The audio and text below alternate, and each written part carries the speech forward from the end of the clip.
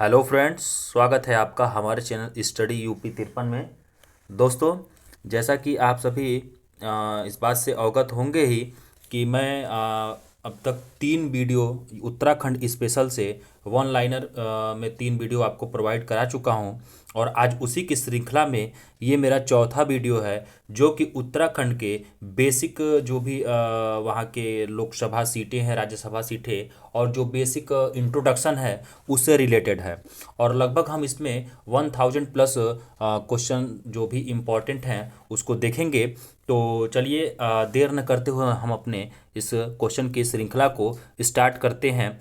तो सबसे पहला प्रश्न हमारा देखिए कह रहा है कि उत्तरांचल राज्य विधेयक लोकसभा में पारित हुआ।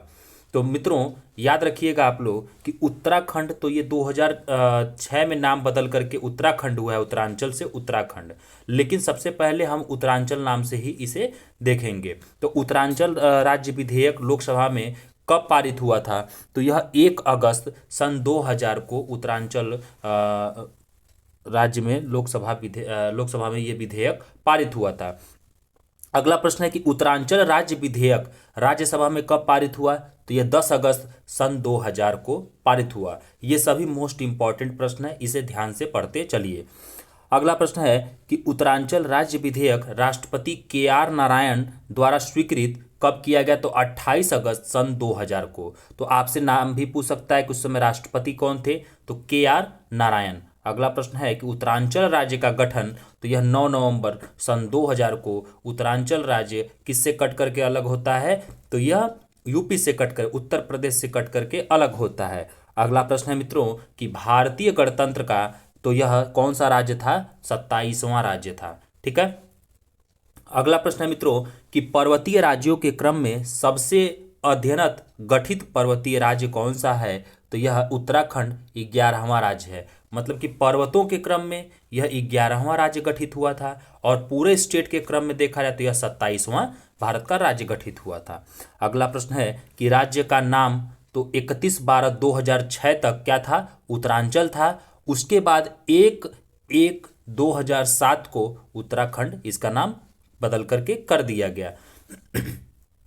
अगला प्रश्न है कि राज्य की राजधानी कहाँ है? तो देहरादून। जो राज्य के गठन के समय से ही देहरादून ये राजधानी अभी तक बनी हुई है। चलिए अगला प्रश्न है कि राज्य की ग्रीष्मकालीन राजधानी पूछ रहा है। राज्य की ग्रीष्मकालीन राजधानी, तो ये गैरसैंण है। तो याद रखिएगा मित्रों कि अगर राज्य की राजधानी सिर्फ पूछेगा तो आप देहरादून को टिक करेंगे, और राज्य की ग्रीष्मकालीन राजधानी पूछेगा तो गैरसैंण, जो कि उत्तराखंड में एक जगह है, वो गैरसैंण इसकी राजधानी है। ठीक है। और ये कब बनाया गया था ग्रीष्मकालीन राजधानी गैरसैंण को? 20 जून सन 2020 को। चलिए अगला प्रश्न हम देखते हैं। राजकीय भाषा वहाँ की क्या है? तो राजकीय भाषा है पहला हिंदी और दूसरा संस्कृत। जैसे आप उत्तर प्रदेश में पढ़ेंगे तो पहला हिंदी और दूसरा उर्दू होता है, वैसे उत्तराखंड की राजकीय भाषा पहला हिंदी हो जाएगा और ये दूसरा क्या हो जाएगा? संस्कृत। और संस्कृत को कब शामिल किया गया? तो सन 2010 से। तो आपसे किसी भी तरीके से क्वेश्चन घुमा के पूछ सकता है, तो आप हर तरीके से तत्पर रहिए। चलिए अगला प्रश्न है कि राजकीय चिन्ह क्या है वहाँ का? तो एक गोलाकार मुद्रा में 3 पर्वत की चोटियां और उसके नीचे गंगा की 4 लहरें अंकित हैं, और जो बीच की चोटी में अशोक के लाट अंकित हैं। और यहाँ पे एक चीज छूट गया है कि जो ये 3 पर्वत की जो चोटियां, इसमें बीच की जो पर्वत श्रृंखला है वो इन तीनों में सबसे ऊंची है। ठीक है। तो ऐसे होता है। तो अगला प्रश्न है कि राजकीय पशु, तो राजकीय पशु उत्तराखंड का क्या है? तो यह कस्तूरी मृग है, जिसको हिमालयन मस्क डियर भी बोलते हैं। तो याद रखिएगा। चलिए हम आगे चलते हैं। तो अगला प्रश्न हमारा क्या? राजकीय पक्षी की बात कर रहा है कि राजकीय पक्षी कौन सा है उत्तराखंड का? तो मोनाल, जो कि हिमालय का मयूर बोला जाता है। राजकीय वृक्ष क्या है? तो बुरांश। राजकीय पुष्प क्या है? तो ब्रह्म कमल, जिसका स्थानीय नाम है कौल पद्म। कौल पद्म। ठीक है। तो आपसे दोनों नाम पूछा जा सकता है, तो आप दोनों नाम को क्लियर करते रहिएगा। अगला प्रश्न है कि राज्य खेल उत्तराखंड का क्या है? तो यह फुटबॉल है, जो कि 2011 में घोषित किया गया था। और राज्य का वाद्य क्या है? ये ढोल है, जो कि 2015 में घोषित किया गया था। अगला प्रश्न है कि राज्य की तितली राज्य तितली कौन सी है? तो कॉमन पीकॉक है, जो कि 2016 में क्या की गई थी? घोषित की गई थी। अगला प्रश्न है मित्रों कि राज्य गीत क्या है? तो राज्य गीत उत्तराखंड देवभूमि मातृभूमि सतसत वंदन, ये क्या है? राज्य गीत है। और याद रखिएगा ये भी कि हेमंत बिष्ट के द्वारा इसे लिखा गया, 2016 में इसे घोषित किया गया था। ठीक है। अगला प्रश्न है कि राजकीय पुष्प ब्रह्मकमल का वैज्ञानिक नाम क्या है? तो वैज्ञानिक नाम ब्रह्मकमल का है सोसूरिया अबल अबव अबवेलेटा। ठीक है, सोसूरिया अबवेलेटा। ठीक है। थोड़ा सा मेरी आवाज़ कभी कभी फंस जा रही है, थोड़ा सा गले में कुछ प्रॉब्लम थी, तो उसके लिए क्षमा चाहता हूँ। चलिए अगला प्रश्न है कि ब्रह्मकमल को महाभारत में कहा गया है? तो सौगंधिक पुष्प कहा गया है। चलिए हम आगे चलते हैं। तो हमारा अगला प्रश्न है कि उत्तराखंड में ब्रह्मकमल की प्रजातियां मिलती हैं? तो ये 24 प्रजातियां ब्रह्मकमल की मिलती हैं। अगला प्रश्न है कि उत्तराखंड में किस स्थान पर ब्रह्मकमल बहुतायत में पाया जाता है? तो फूलों की घाटी में ये पुष्प पाया जाता है बहुतायत मात्रा में। अगला प्रश्न है कि ब्रह्मकमल पुष्प के खिलने का समय, तो यह जुलाई से सितंबर के बीच क्या होता है? खिलता है। चलिए अगला प्रश्न है कि उत्तराखंड के राज्य पशु कस्तूरी मृग का वैज्ञानिक नाम क्या है? तो मास्कस काइसोगास्टर।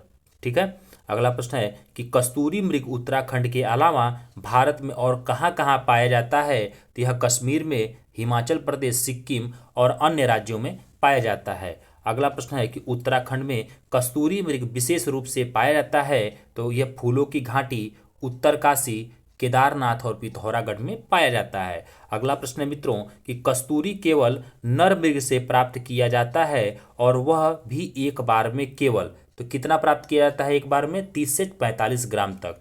ठीक है।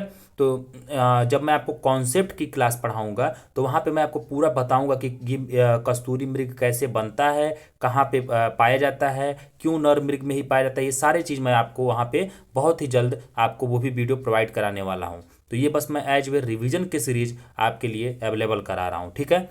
चलिए आगे चलते हैं कि राज्य में कस्तूरी मृग के संरक्षण एवं संवर्धन के लिए सर्वप्रथम प्रयास कब किया गया? तो 1972 में चमोली में किया गया था। ठीक है। अगला प्रश्न है कि राज्य वृक्ष बुरांस का वानस्पतिक नाम है? तो रोडोडेंड्रॉन आर्बोरियम। रोडोडेंड्रॉन आर्बोरियम इसका क्या है? राज्य का जो ये वृक्ष बुरांस है इसका वनस्पतिक नाम है। अगला प्रश्न है कि बुरांस किस प्रकार का वृक्ष है? तो यह सदाबहार पर्वतीय वृक्ष है। अगला प्रश्न है कि राज्य में 46 दिन का अनुच्छेद 356 के तहत राष्ट्रपति शासन कब लगा था?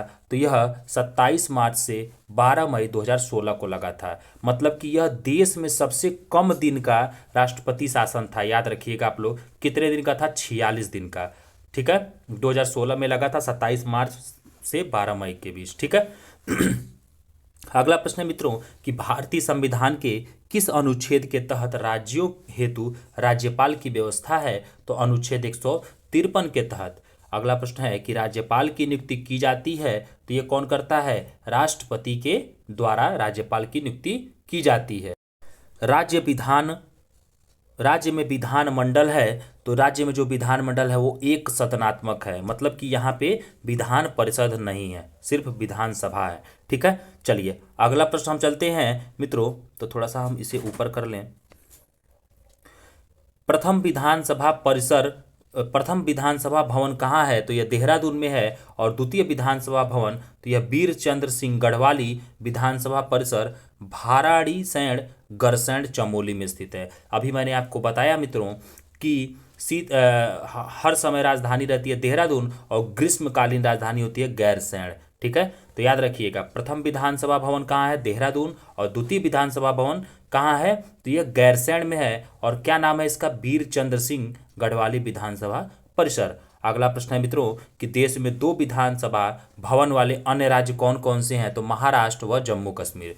तो मतलब कि मित्रों उत्तराखंड, महाराष्ट्र और जम्मू कश्मीर ये 3 ऐसे स्टेट हैं जहाँ पे भारत के, ये 3 ऐसे स्टेट हैं जहाँ 2 विधानसभा हैं। बाकी जगह पे आप देखेंगे तो सिर्फ 1 विधानसभा भवन है, यहाँ पे 2 विधानसभा भवन है। तो ये याद रखिएगा। ठीक है। अगला प्रश्न है कि विधानसभा का प्रथम गठन कब किया गया? तो 9 नवंबर 2000 को 30 सदस्यों ने मिलकर के यहाँ पे विधानसभा का गठन किया था। अगला प्रश्न है कि प्रथम विधानसभा सत्र कब आयोजित किया गया था, तो 9 जून 2001 को, और जाहिर सी बात है कि यह देहरादून में ही होगा क्योंकि राजधानी यही है। चलिए अगला प्रश्न है कि प्रथम विधानसभा सत्र, ठीक है, ये कब हुआ था, तो 9 से 11 जून 2014 में, और ये कहाँ हुआ था, गैर सैंण के स्कूलों कॉलेजों में हुआ था। ठीक है, चलिए अगला प्रश्न हम देख लेते हैं। हमारा अगला प्रश्न क्या कह रहा है कि प्रथम विधानसभा सत्र कब हुआ था, तो ये 17 से 18 नवंबर सन 2017 को, ठीक है, और ये हुआ था भराड़ीसैंण के नवनिर्मित विधानसभा भवन में। अगला प्रश्न है कि विधानसभा का अपना वेबसाइट कब शुरू किया गया, तो यह 4 मई सन 2001 को, और यह देश में प्रथम वेबसाइट की शुरुआत हुई थी, विधानसभा वेबसाइट की शुरुआत यहीं से। ठीक है, अगला प्रश्न है कि राज्य गठन से पूर्व इस क्षेत्र में कुल विधानसभा सीटें थीं, तो 22 सीटें थी। जब यह अलग राज्य गठित नहीं हुआ था तो इस क्षेत्र में कुल 22 विधानसभा सीटें थीं। अगला प्रश्न है मित्रों कि विधानसभा सीटों का परिसीमन संपन्न हुआ था, तो यह 5 नवंबर 2001 व फरवरी 2008 में। परिसीमन का मतलब होता है कि निर्वाचन जो क्षेत्र होते हैं, जो निर्वाचन क्षेत्रों में राज्यों को बांटा जाता है, उसी को बोलते हैं। ठीक है, और ये हर जनगणना के बाद परिसीमन आयोग का गठन किया जाता है। बाकी जब मैं कॉन्सेप्ट पढ़ाऊंगा तो वहाँ आपको पूरा और डीपली बताते चलूंगा। अगला प्रश्न है मित्रों कि परिसीमन के बाद विधानसभा की कुल सीटें तो 71 हो गई, जिसमें 70 निर्वाचित थे और 1 मनोनीत। अगला प्रश्न है कि मतदाताओं की कुल संख्या, तो मतदाताओं की कुल संख्या अगर आप देखेंगे तो 9 जनवरी 2017 तक 75 लाख समथिंग है। ठीक है, अगला प्रश्न है कि प्रथम, द्वितीय, तृतीय व चतुर्थ विधानसभा चुनाव की तिथियां। तो यह देखिए, अगर प्रथम की बात करें तो 14 फरवरी 2002, और द्वितीय की बात करें 21 फरवरी 2007, और तृतीय 30 जनवरी 2012, और चतुर्थ 15 फरवरी 2017। तो इसमें आपसे प्रथम पूछ सकता है और आपसे चतुर्थ पूछ सकता है, बीच वाला आपको याद करने की जरूरत नहीं है। अगला प्रश्न है कि प्रथम, द्वितीय, तृतीय, चतुर्थ विधानसभा चुनाव में मतदान प्रतिशत, तो पहले में हुआ था, आप बस याद रखेंगे 54.34%, और सबसे अंतिम वाले में, चतुर्थ वाले में हुआ था 65.64%। बस आप इन्हीं दोनों को याद रखिए, बीच के छोड़ दीजिए। अगला प्रश्न है कि प्रथम, द्वितीय, तृतीय व चतुर्थ विधानसभा में चुनाव में विजयी महिलाएं, तो पहले में भी 4 महिलाएं जीती थी, दूसरे वाले में भी 4, तीसरे में 5 और चौथे में 5, मतलब कि 4 4 5 5। तो ये आप चारों याद कर सकते हैं। अगला प्रश्न है मित्रों कि विधानसभा में कुल सुरक्षित सीटें कितनी हैं, तो यह 15 सुरक्षित सीटें हैं, जिसमें से 13 सीटें अनुसूचित जाति मतलब एससी के लिए, और 2 सीटें अनुसूचित जनजाति एसटी के लिए हैं। ठीक है, अगला प्रश्न है मित्रों कि एससी के लिए सुरक्षित 13 विधानसभा सीटें कहाँ कहाँ हैं, तो ये कहने का मतलब ये है कि 3 हरिद्वार में है, और 1 देहरादून में है, उधम सिंह नगर में है, उत्तर में है, टिहरी पौड़ी में है, चमोली में है, नैनी में है, और अल्मोड़ा में है, बागेश्वर में है, और पिथौरागढ़ में है। ठीक है, तो ये याद रखिएगा आप। चलिए आगे चलते हैं हम मित्रों, तो देखते हैं एसटी के लिए सुरक्षित 2 विधानसभा सीटें कौन कौन सी हैं, तो चकराता देहरादून में है 1 सीट, और नानक मत्ता जो कि उधम सिंह नगर में है, तो ये 2 सीटें एसटी के लिए हैं। अगला प्रश्न है कि सर्वाधिक विधानसभा सीटें, तो यह हरिद्वार में है, कितनी सीटें हैं, 11 सीटें हैं। तो आपसे कैसे भी प्रश्न बनाए, आपको छोड़ना नहीं है। चलिए आगे चलते हैं, सबसे कम विधानसभा सीटें कहाँ हैं, तो यह बागेश्वर में, रुद्रप्रयाग में, चंपावत में है। कितनी सीटें हैं, इन सभी जगह 2-2 सीटें हैं। ठीक है, अगला प्रश्न है कि प्रथम विधानसभा चुनाव व गठन क्रमशः कब हुआ था, तो 14 फरवरी 2002 को व 14 मार्च 2002 को इसका गठन हुआ था, और 14 फरवरी 2002 को इसकी चुनाव हुआ था। ठीक है, अगला है कि लोकसभा सीटें कितनी हैं, तो 5 कहाँ कहाँ, टिहरी, पौड़ी, अल्मोड़ा, नैनीताल व हरिद्वार में। ठीक है, अगला प्रश्न है कि क्षेत्रफल की दृष्टि से सबसे छोटा लेकिन मतदाताओं की दृष्टि से सबसे बड़ा लोकसभा सीट कौन सा है, तो यह हरिद्वार है। अगला प्रश्न है कि क्षेत्रफल की दृष्टि से सबसे बड़ा लेकिन मतदाताओं की दृष्टि से सबसे छोटा लोकसभा सीट कौन सा है, तो ये पौड़ी है। चलिए अगला प्रश्न देखते हैं कि वर्तमान में लोकसभा सदस्य, तो वर्तमान में लोकसभा सदस्य बिल्कुल इंपॉर्टेंट है, पूछा जा सकता है, तो यह पौड़ी गढ़ के हैं, कौन है, तीरथ सिंह रावत हैं। ठीक है, और टिहरी के हैं माला राजलक्ष्मी शाह, और हरिद्वार से हैं रमेश पोखरियाल, और अल्मोड़ा से हैं अजय टमटा, व नैनीताल से हैं अजय भट्ट। तो याद रखिएगा ये पांचों के पांचों नाम इंपॉर्टेंट हो जाते हैं। ठीक है, आपका बस काम यही है कि वीडियो को फास्ट स्पीड करके और बार बार इसको देख लेना, और बाकी जब मैं कॉन्सेप्ट पढ़ाऊंगा तो वहाँ पे अच्छे से पढ़ लेना। ठीक है, एससी हेतु सुरक्षित सीट लोकसभा में, मतलब कि अनुसूचित जाति हेतु सुरक्षित सीट टोटल लोकसभा में कितनी है, तो एक अल्मोड़ा में। ठीक है, चलिए आगे चलते हैं कि राज्यसभा सीटों की संख्या कितनी है टोटल यहाँ से, तो 3। और वर्तमान में राज्यसभा सदस्य कौन है, तो प्रदीप टमटा, अनिल बलूनी व नरेश बंसल। अगला प्रश्न है कि संविधान के किस अनुच्छेद में राज्यों हेतु एक उच्च न्यायालय की व्यवस्था है, तो यह अनुच्छेद, एक मिनट मित्रों, अनुच्छेद 214। अगला प्रश्न है कि उच्च न्यायालय की स्थापना कब हुई थी यहाँ पे इस राज्य में, उत्तराखंड राज्य में, तो 9 नवंबर सन 2000 को, और यह देश का 20वां उच्च न्यायालय था, और जो कि नैनीताल में स्थापित किया गया है। अगला प्रश्न है कि राज्य उच्च न्यायालय में मुख्य न्यायाधीश सहित कुल कितने न्यायाधीश हैं, तो टोटल 11 न्यायाधीश हैं। चलिए अगला प्रश्न है कि राज्य में पहले से अस्थायी लोक अदालतें गठित की जा रही हैं कहाँ पे, देहरादून व उधम सिंह नगर में। अगला प्रश्न है कि जल्दी ही 5 और जिलों में अस्थायी लोक अदालतें गठित करने का निर्णय तो कहाँ कहाँ लिया गया है, तो अल्मोड़ा, पौड़ी, टिहरी, हरिद्वार व नैनीताल में। अगला प्रश्न है कि संभाग को मंडल बोलते हैं, तो मतलब वही कह रहा है कि मंडलों की कितनी संख्या है यहाँ पे, तो 2। कहाँ कौन कौन सा मंडल है, गढ़वाल और कुमाऊं। अगला प्रश्न है कि सर्वाधिक जिलों वाला मंडल कौन सा है, तो गढ़वाल मंडल, जिसमें 7 जिले टोटल समाहित किए गए हैं। चलिए अगला प्रश्न है कि जिलों की टोटल संख्या कितनी है, तो यह 13 जिले यहाँ पे हैं। अगला प्रश्न है कि कुल जिलों में मैदानी जिले कितने हैं, तो 2, जो कि हरिद्वार और उधम सिंह नगर, यही 2 बस मैदानी जिले हैं, बाकी सब पहाड़ी जिले हैं। ठीक है, अगला प्रश्न है कि उप जिलों मतलब कि तहसीलों की संख्या यहाँ कितनी है, तो 110। और अगला प्रश्न है कि सर्वाधिक तहसीलों वाला जिला कौन सा है, तो ये पिथौरागढ़, जहाँ पे 13 तहसीलें स्थित हैं। अगला प्रश्न है कि सबसे कम तहसीलों वाले जिले में रुद्रप्रयाग व हरिद्वार, यहाँ पे 4 तहसीलें स्थित हैं। अगला प्रश्न है कि उप तहसीलों की संख्या टोटल कितनी है, तो 18। और अगला प्रश्न है कि अंग्रेजों के समय कुमाऊं क्षेत्र में कुल परगने व पट्टियां थीं तो कितनी थी, 19 व 125, मतलब कि 19 परगने थे और 125 पट्टियां थीं। अगला प्रश्न है कि अंग्रेजों के समय गढ़वाल क्षेत्र में कुल परगने व पट्टियां थीं तो 11 परगने और पट्टियां थी कितनी, 86 पट्टियां थीं।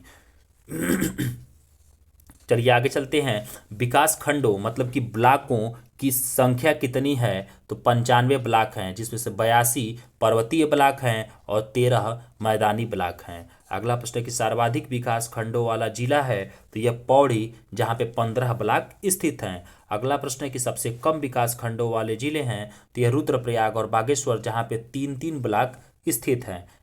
चलिए अगला प्रश्न हम देख लेते हैं मित्रों कि सबसे कम विकास खंडों वाले जिले, तो ये तो अभी मैंने आपको बताया, रुद्रप्रयाग व बागेश्वर, 3-3 ब्लॉक। चलिए आगे चलते हैं, राज्य के कितने भूभाग पर 1874 में शुरू की गई राजस्व पुलिस व्यवस्था लागू है, तो लगभग 60% भाग पर, और ये अधिकतर जो दुर्गम क्षेत्र हैं वहाँ पे ये लागू है। ठीक है, मतलब कि राजस्व पुलिस व्यवस्था का मतलब ये हो जाता है कि जो अधिकारी होंगे वो पुलिस का भी एक तरह से निर्वाह करेंगे। ठीक है, अगला प्रश्न है कि राज्य में कुल पुलिस स्टेशन है। ठीक है, तो राज्य में कुल कितने पुलिस स्टेशन है, तो 156, जिसमें से 152 राजकीय पुलिस स्टेशन है और 4 जीआरपी मतलब कि रेलवे के पुलिस स्टेशन है। अगला प्रश्न है कि सर्वाधिक व सबसे कम पुलिस थाने हैं, तो यह देहरादून में सबसे अधिक 21 थाने हैं और रुद्रप्रयाग में 5 थाने हैं। अगला प्रश्न है कि राज्य में कुल पुलिस चौकियां कितनी हैं, तो राज्य में कुल पुलिस चौकियां 236 हैं। चलिए अगला प्रश्न हम देख लेते हैं मित्रों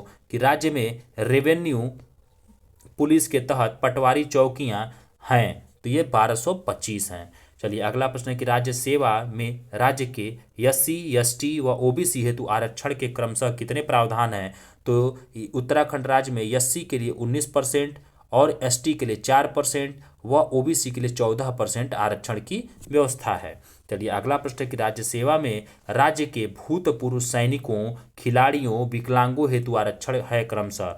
तो भूतपूर्व सैनिकों के लिए 5% आरक्षण, खिलाड़ियों के लिए 4% आरक्षण और विकलांगों के लिए 3% आरक्षण दिया गया है। अगला प्रश्न है कि राज्य सेवा में राज्य के स्वतंत्रता संग्राम सेनानियों व उनके आश्रितों हेतु आरक्षण कितने परसेंट है? तो यह 2% है। अगला प्रश्न है कि राज्य सेवा में राज्य की महिलाओं हेतु क्षैतिज आरक्षण है, तो यह 30% है। तो याद रखिएगा मित्रों कि ये जो क्षैतिज आरक्षण है सिर्फ पंचायत में ही मिलता है, जबकि यहाँ उत्तराखंड राज्य में महिलाओं को क्षैतिज आरक्षण राज्य सेवा के लिए भी मिलता है। बताइए कितनी अच्छी बात है। चलिए मतलब बराबरी का अधिकार। चलिए अगला प्रश्न है कि राज्य सूचना आयोग का गठन किया गया। तो 3 अक्टूबर 2005 को राज्य सूचना आयोग का गठन किया गया। अगला प्रश्न है कि राज्य मानवाधिकार आयोग का प्रथम गठन किया गया। तो जुलाई 2011 में। अगला प्रश्न है कि राज्य बाल अधिकार संरक्षण आयोग का प्रथम गठन किया गया। तो 2011 में। अगला प्रश्न है कि राज्य अल्पसंख्यक आयोग का प्रथम गठन किया गया। तो 2013 में। चलिए अगला प्रश्न है कि राज्य विधानसभा द्वारा सेवा का अधिकार कानून बनाया गया। तो 2011 में। मित्रों डेट को मैं इसलिए नहीं पढ़ रहा हूँ क्योंकि डेट नहीं पूछता है, बस आपसे सन पूछा जाएगा, क्योंकि इतना भी पेपर टफ नहीं किया जाता है कि आपको एकदम डेट रटना पड़े। तो आप डेट पे ध्यान न दीजिए, बस कुछ ही चीज़ों में जो स्पेसिफिक चीज़ें होती हैं उन्हीं में ही बस थोड़ा सा डेट वगैरह पूछ लेते हैं। चलिए आगे चलते हैं। तो कह रहा है कि राज्य अल्पसंख्यक आयोग का प्रथम गठन किया गया 2003 में और राज्य विधानसभा द्वारा सेवा का अधिकार कानून बनाया गया 2011 में। अगला प्रश्न है कि सेवा का अधिकार अधिनियम के तहत जनता के अधिकारों की रक्षा हेतु सेवा अधिकार आयोग का गठन कब किया गया? तो यह 2013 को।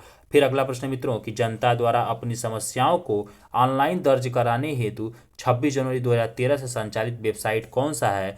तो ये कौन सा वेबसाइट है? samdhan.uk.gov.in। ठीक है। चलिए अब हम आगे चलते हैं। तो हमारा अगला प्रश्न है, देखिए जो प्रमुख नियुक्तियां हैं तब और अब। तब और अब का मतलब हो जाता है कि जो सबसे पहले नियुक्ति हुई थी इस राज्य में और जो अब प्रेजेंट टाइम में है। तो ये सारी की सारी नियुक्तियों का लिस्ट है, लेकिन हमें इसमें से सबको नहीं पढ़ना है, इसलिए मैं आपको छांट छांट करके बताऊंगा जो परीक्षा की दृष्टि से इम्पॉर्टेंट होगा। बाकी आपकी मर्जी, आपको मैं PDF प्रोवाइड करा दूंगा, आप पूरा रटना चाहें तो रट सकते हैं। ठीक है, मैं बस स्मार्ट स्टडी पे फोकस करता हूं और वही मैं करवाता हूं। ठीक है, तो चलिए मैं आगे चलते हैं। तो प्रथम आप देखेंगे प्रमुख नियुक्तियों में, तो देखिए सबसे पहला राज्यपाल कौन बनाया गया था उत्तराखंड में? तो सुरजीत सिंह बरनाला को बनाया गया था। और याद रखिएगा इनका डेट कभी नहीं पूछेगा, बस मोटा मोटा जानिए कि जब राज्य का गठन किया गया तभी प्रथम राज्यपाल की नियुक्ति सुरजीत सिंह बरनाला जी को बनाया गया था। द्वितीय, तृतीय, चतुर्थ हमें जानने की जरूरत नहीं है, पंचम भी नहीं जानने की जरूरत है, मतलब कि हमें अब वर्तमान राज्यपाल को सिर्फ जानने की जरूरत है। तो याद रखिएगा प्रथम राज्यपाल को हम देखेंगे और जो 8वें राज्यपाल वर्तमान के जो राज्यपाल हैं वो कौन है? Lieutenant general Gurmeet Singh. तो याद रखिएगा कभी कभी एग्जाम में वर्तमान के राज्यपाल का क्रम पूछ लिया जाता है, तो आप याद रखिएगा कि जो उत्तराखंड के वर्तमान के राज्यपाल हैं वो 8वें नंबर के हैं और कौन है? Lieutenant general Gurmeet Singh. चलिए अब इसी तरह हम मुख्यमंत्री में देखेंगे। चलिए प्रथम मुख्यमंत्री अगर हम देखें तो नित्यानंद स्वामी जी को बनाया गया था। किनको बनाया गया था? नित्यानंद स्वामी जी को, जब राज्य का गठन किया गया था तभी। और अब हम वर्तमान मुख्यमंत्री जी को अगर देखें तो वर्तमान में मुख्यमंत्री कौन है? तो आप देखेंगे कि 11वें नंबर के भाजपा पार्टी के मुख्यमंत्री हैं कौन? पुष्कर सिंह धामी, जो कि 4 जुलाई 2021 को बनाए गए हैं और अभी तक इनका कार्यकाल है। तो याद रखिएगा कि मुख्यमंत्री कौन से क्रम के हैं? तो 11वें नंबर के, और किस पार्टी से हैं? तो ये भाजपा से रिलेटेड है। ठीक है, और इनका नाम क्या है? पुष्कर सिंह धामी। तो बस हमें पहले वर्तमान नियुक्तियों में बस हमें यही जानना है और सब में नहीं जानना है। ठीक है, तो चलिए देखते हैं अब आगे हम। देखिए प्रथम विधानसभा के अध्यक्ष कौन बनाए गए थे? तो ये प्रकाश पंत थे। कौन थे? प्रकाश पंत प्रथम विधानसभा के अध्यक्ष थे। चलिए वर्तमान विधानसभा के अध्यक्ष अगर हम देखें तो यह कौन है? तो यह है प्रेमचंद्र अग्रवाल, जो कि भाजपा से संबंधित हैं। और ये कौवें नंबर के हैं, तो चौथे नंबर के हैं। ठीक है, विधानसभा अध्यक्ष। चलिए अगला प्रश्न है कि प्रथम विधानसभा उपाध्यक्ष कौन था? तो विजय बर्थवाल थे। और वर्तमान विधानसभा उपाध्यक्ष देखा जाए तो रघुनाथ सिंह चौहान है। ठीक है, चलिए आगे हम चलते हैं मित्रों। तो अब थोड़ा सा आगे ऊपर स्लाइड कर लें। चलिए देखते हैं, प्रथम मुख्य न्यायाधीश उत्तराखंड उच्च न्यायालय के कौन थे? तो अशोक अभेंद्र देसाई थे। कौन थे? अशोक अभेंद्र देसाई। और वर्तमान में मुख्य न्यायाधीश उत्तराखंड उच्च न्यायालय के कौन है? तो न्यायमूर्ति राघवेंद्र सिंह चौहान जी हैं। तो याद रखिएगा। अगला प्रश्न है कि प्रथम महाधिवक्ता कौन थे? तो एलपी नैथानी थे। और प्रथम महाधिवक्ता, देखिए दो यहाँ दिया है, सब यहाँ समझिए। प्रथम महाधिवक्ता अंतरिम सरकार में अगर पूछे तो एलपी नैथानी थे। और प्रथम महाधिवक्ता निर्वाचित सरकार में पूछे तो मेहरबान सिंह नेगी जी होंगे। चलिए वर्तमान में महाधिवक्ता कौन है? तो सूर्य नारायण बाबुलकर जी हैं। चलिए अगला प्रश्न है कि प्रथम अध्यक्ष राज्य विधि आयोग के कौन थे? तो न्यायमूर्ति धर्मवीर शर्मा। और वर्तमान में राज्य विधि आयोग के अध्यक्ष कौन हैं? तो न्यायमूर्ति राजेश टंडन। अगला प्रश्न है कि प्रथम अध्यक्ष राज्य वित्त आयोग के कौन थे? तो आर के धर जी थे। और वर्तमान में जो राज्य वित्त आयोग के अध्यक्ष कौन है? तो इंद्र कुमार पांडे जी हैं, जिनका क्रम कौन सा है? 5वें नंबर की ये राज्य वित्त आयोग के अध्यक्ष बनाए गए हैं। अगला प्रश्न है कि प्रथम अध्यक्ष राज्य मानवाधिकार आयोग के कौन हैं? तो विजेंद्र जैन जी हैं। चलिए आगे चलते हैं। राज्य का प्रथम साइबर थाना जो कि देहरादून में है, और ये साइबर थाना कब गठित किया गया? तो 25 मार्च 2015 को। तो इसका डेट याद रखिएगा, क्योंकि साइबर थाना याद रखिएगा। ठीक है, चलिए और अब देखेंगे कि राज्य का दूसरा साइबर थाना, तो यह 1 जनवरी 2021 को रुद्रपुर में स्थापित किया गया है। अगला प्रश्न है कि राज्य का प्रथम बाल मित्र थाना, तो यह डालनवाला थाना देहरादून में स्थित है। और दूसरा बाल मित्र थाना देखा जाए तो कोतवाली, हल्द्वानी और नैनीताल में स्थापित किया गया है। अगला प्रश्न है कि राज्य में टोटल कितने गांव है? 2011 की जनगणना के अनुसार ये बता रहा है। तो राज्य में कुल कितने गांव हैं? तो आप देखेंगे कि 16,793 गांव हैं। ठीक है, अगला प्रश्न है कि कुल आबाद ग्राम कितने हैं, मतलब कुल आबाद गांव कितने हैं? तो 15,745 गांव हैं। और कुल आबाद ग्रामों में सर्वाधिक गांव कौन से हैं? तो 1 से 200 आबादी वाले गांव हैं। तो ये जो प्रश्न है इसमें नहीं पूछेगा, बस आपसे पूछ सकता है कि कुल गांव कितने हैं? तो 16,793। और कुल आबाद ग्राम कितने हैं? तो 15,745। बाकी हम छोड़ते हुए चलेंगे। ठीक है, क्यों फालतू का हम वो नहीं बढ़ाएंगे। ठीक है, चलिए यहाँ अब हम अगला प्रश्न देखते हैं कि सर्वाधिक व सबसे कम आबाद वाले गांव वाले जिले। तो पौड़ी में सबसे ज़्यादा गांव हैं और हरिद्वार में सबसे कम गांव हैं। सर्वाधिक व सबसे कम वन आबाद वाले ग्रामों के जिले में तो नैनीताल में 45 और रुद्रप्रयाग में 1। चलिए टोटल कुल ग्राम पंचायतें कितनी है 2020 के आंकड़े के अनुसार? तो 7,791 ग्राम पंचायतें यहाँ पे स्थित हैं। चलिए अगला प्रश्न हम देखते हैं कि सर्वाधिक व सबसे कम ग्राम पंचायतों वाला जिला कौन है? तो सबसे ज़्यादा ग्राम पंचायतों वाले जिले में पौड़ी है, जहाँ 1174 हैं गाँव। और सबसे कम में चंपावत, जहाँ 313 गाँव हैं। अगला प्रश्न है कि कुल न्याय पंचायतें कितनी हैं? तो 670 हैं। अगला प्रश्न है कि सर्वाधिक व सबसे कम न्याय पंचायतों वाले जिले कौन से हैं? तो याद रखिएगा पौड़ी में 118 हैं, जो कि सर्वाधिक हो गया। और उधम सिंह नगर और रुद्रप्रयाग में 27 हैं, जो कि सबसे कम हो गया। आगे कह रहा है कि कुल क्षेत्र पंचायतें कितनी हैं? तो 95। और कुल जिला पंचायतें कितनी हैं? तो 13। अगला प्रश्न है कि जिला पंचायत सदस्यों का चुनाव होता है तो यह 18 या अधिक वर्ष के लोगों के द्वारा होता है। अगला प्रश्न है कि जिला पंचायत में सचिव के रूप में कार्य करता है तो डीडीओ या डीपीआरओ। चलिए अगला प्रश्न है कि क्षेत्र पंचायत के सदस्यों का चुनाव होता है तो यह ग्राम सभा के 18 या अधिक आयु वर्ष के लोगों द्वारा। अगला प्रश्न मित्रों कि क्षेत्र पंचायत के अध्यक्ष का चुनाव किया जाता है तो क्षेत्र पंचायत सदस्यों द्वारा। अगला प्रश्न कि क्षेत्र पंचायत में सचिव के रूप में कार्य करता है तो ये बीडीओ काम करता है। चलिए अगला प्रश्न है कि ग्राम पंचायत के अध्यक्ष एवं सदस्यों का चुनाव प्रत्यक्ष रीति से होता है। इनका चुनाव करते हैं ग्राम सभा के 18 या अधिक आयु के वर्ष के लोग। अगला प्रश्न है कि ग्राम पंचायत के सचिव की नियुक्ति कौन करता है? तो ग्राम पंचायतें करती हैं। चलिए हम अगला प्रश्न देखते हैं कि पंचायती राज विधेयक 2008 के अनुसार पंचायतों में महिलाओं को आरक्षण, तो ये 50% है। अगला प्रश्न है कि जनगणना में कितने नगर हैं टोटल, तो यहाँ 41 नगर हैं। और कुल जनगणना शहर कितने हैं यहाँ पे, तो 116 हैं। ये 2011 के आंकड़ों से हम देख रहे हैं क्योंकि अभी तक जनगणना हुई नहीं है दूसरी। आगे कह रहा है कि सर्वाधिक नगरों वाला जिला कौन सा है, तो हरिद्वार, जिसमें 24 नगर हैं। और सबसे कम नगर वाला जिला कौन सा है, तो यह बागेश्वर है, जहां 1 नगर है। अगला प्रश्न है कि कुल वैधानिक नगर कौन से हैं, नगर हैं, तो यह 92 आर्थिक सर्वे के द्वारा 2020 आर्थिक मतलब 92 नगर हैं, ठीक है ना। कुल वैधानिक नगर कितने हैं, 92। और ये आर्थिक सर्वे जो आया था 2020-21 उसकी आंकड़े के अनुसार है, ठीक है। सब लेटेस्ट आंकड़ा मैं आपको दे रहा हूँ।